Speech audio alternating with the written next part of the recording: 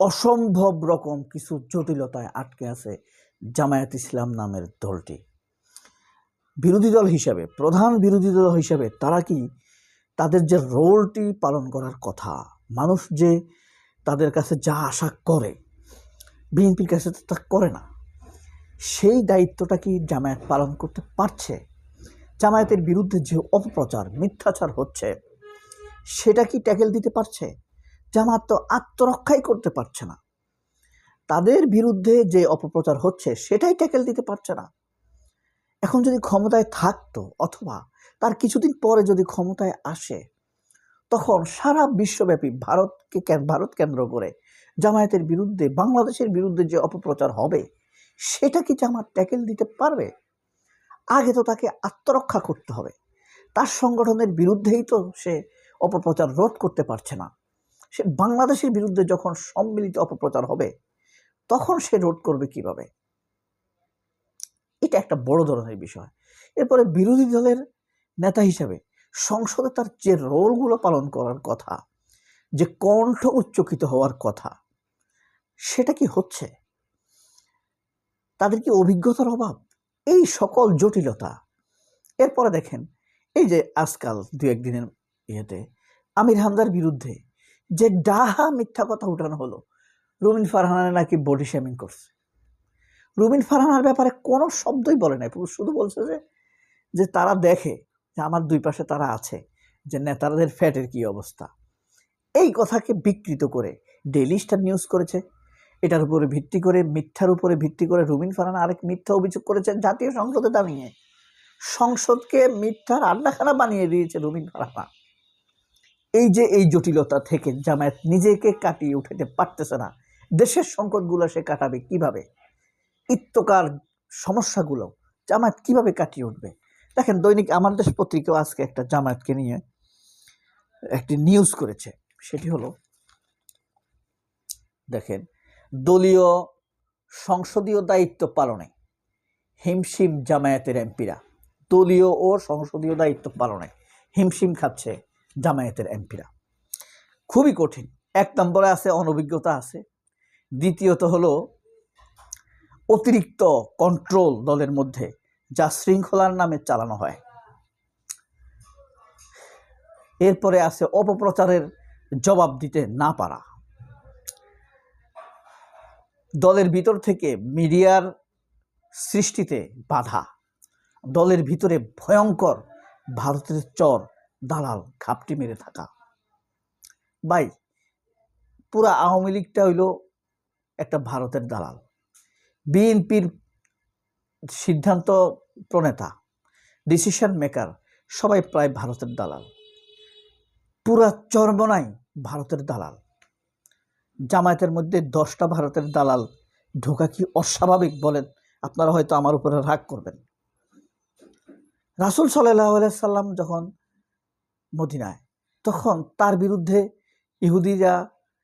ইহুদির দালালেরা ঢুকেছে না দলের ভিতরে, মানে ইসলামের ভিতরে ঢুকছে না? এখন জামাতের মধ্যে পারবে না, এটা কি আপনার মনে হয়? নাম ধরে বলা যাবে কয়েকটা। সকল ভালো সিদ্ধান্ত গ্রহণের ক্ষেত্রে এরা বাধা হয়ে দাঁড়ায়। একটা ক্লু দেই আপনাদেরকে।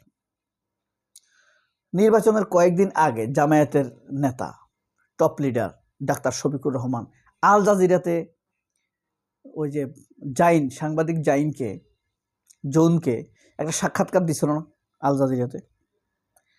জামায়াতের একটি অংশ মনে করছে সাক্ষাৎকারটা আমরা আটকায় দেই, এখন দেওয়ার দরকার নাই। আরেকটি অংশ মনে করছে না, আমরা এটা করব।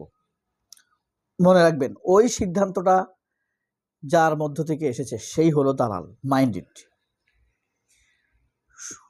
খালেদ মহিউদ্দিনের শোতে যাওয়ার জন্য, খালেদ মহিউদ্দিনের ইউটিউব চ্যানেলে যাওয়ার জন্য আমন্ত্রণ জানানো যায় না? খালেদ মহিউদ্দিনের ইউটিউব চ্যানেলে মানে টক শোতে যাওয়ার জন্য যার সাথে যোগাযোগ করে খালেদ মহিউদ্দিন, সেই হলো দালাল। বুঝতে পারছেন? জামায়াতের ভিতরে ভয়ঙ্কর দালাল আছে। যাই হোক, সব কাজে যথাযথ সমন্বয়ের চেষ্টা এমপিদের। নানা প্রয়োজনে প্রত্যাশা বাড়ছে এলাকাবাসীর। জামায়াতের নেতাদের উপর মানুষের ভরসা আসলে বাড়তেছে। প্রশাসন সহ বিভিন্ন ক্ষেত্রে বিরাজমান জটিলতা কাটাতে বেগ পেতে হচ্ছে। বাংলাদেশ দলের ৬৮ জন নেতা নিয়ে তারা প্রধান বিরোধী দল হিসেবে আবির্ভূত হয়েছেন।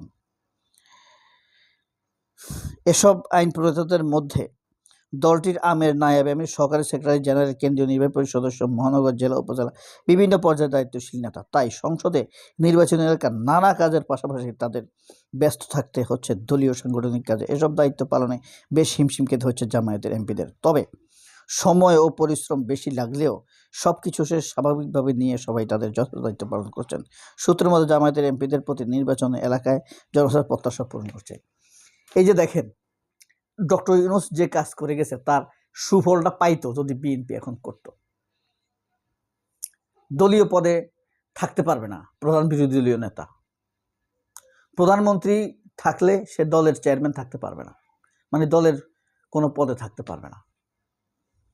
বিএনপিও কিন্তু নানান জটিলতায় আছে।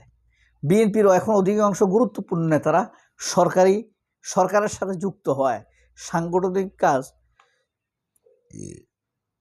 মানে স্থির হয়ে গেছে, গতি হারিয়েছে।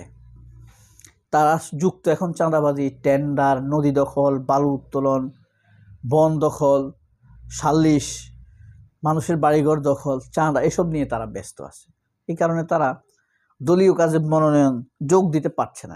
এখানে বিএনপির বেলায়ও লিখেছে, দেখেন, ঝিমিয়ে পড়া দলকে চাঙ্গা করার চেষ্টায় বিএনপি। শীর্ষ নেতাদের বেশিরভাগ সরকারের অংশ হওয়ায় দলীয় কার্যক্রম বেগবান হচ্ছে না। স্থানীয় সরকার নির্বাচন সামনে রেখে সংগঠনকে আরও সক্রিয় করার চেষ্টা। ইসমাইল হোসেন সোহেল নামের সাংবাদিক এই নিউজটি করেছেন সবার জন্য। তাহলে বুঝেন, এখন পর্যন্ত কোনো কার্যকর মিডিয়ার জবাব দাঁড় করাইতে পারে নাই তারা।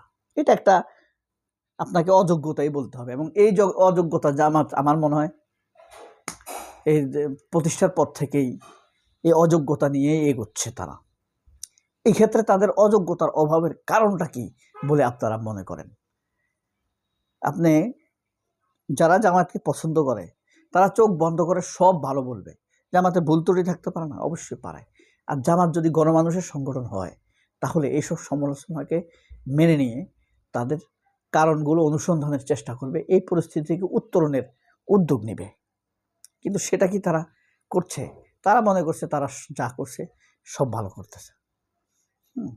আপনি দেখেন না, একটা টেলিভিশন চ্যানেল নাই। আমার দেশ যদি না থাকতো, আমার দেশ পত্রিকা, তাহলে জামাতের ব্যাপারে দেখা গেছে আমরা জানতামই না। নয়া দিগন্ত একটা আছে, একটা পাগল পত্রিকা, এটা পাগলেরা চালায়, স্টুপিড অথর্ব, এদেরকে ঘাড় ধাক্কা দিয়ে বের করে দেওয়া উচিত। এরা কি করে? তোরা কিছু না পারস, তোদের ডিজিটাল মিডিয়াটা তো স্ট্রং হইতে পারত। ভিউ নাই, কিছু নাই, কি কন্টেন্ট করে না, পাগল ছাগল দিয়ে চালায়। সবাই অনেক ভালো থাকবেন, এদের সঠিক পথে আসুক। আল্লাহ হাফেজ, আসসালামু আলাইকুম।